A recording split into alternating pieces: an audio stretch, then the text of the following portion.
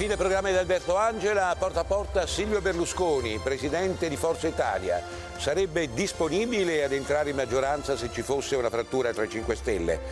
Andrea Crisanti, virologo dell'Università di Padova e consulente della Regione Veneto. Perché le mascherine da sole non bastano a proteggerci? Francesco Casoli, presidente del gruppo Elica e